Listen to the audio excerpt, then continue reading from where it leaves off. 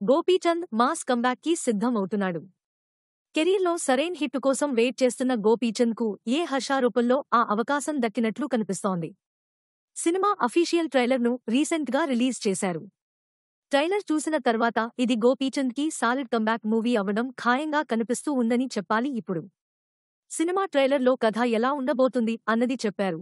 శ్రీ మహావిష్ణువు 6వ అవతారం పరశురాముడు నిర్మించిన పరశురాముడి క్షేత్రం కాలక్రమంలో చెడు శక్తుల చేతిలోకి వెళ్లిన తర్వాత పరశురాముడు అంశతో వచ్చిన హీరో ఏం చేశాడు, ఆ ఊరిని ఎలా కాపాడాడు అన్న కాన్సెప్ట్తో వస్తున్న భీమా సినిమా కొంచెం ఫాంటసీ ఎలిమెంట్స్తో మాస్ మూమెంట్స్తో నిండిపోయింది.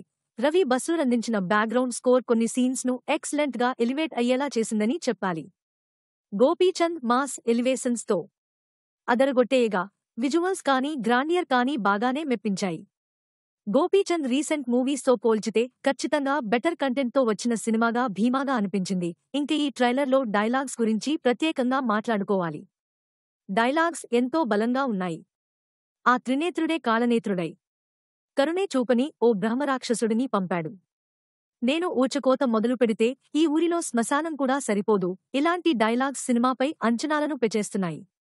ఓవరాల్గా సినిమా మీద అంచనాలను అయితే ఈ ట్రైలర్ సాలిడ్గా పెంచేసింది అని చెప్పాలి. ఈ భీమా మూవీ మహాశివరాత్రి సందర్భంగా మార్చి 8న వరల్డ్ వైడ్గా థియేటర్లలో విడుదల కానుంది.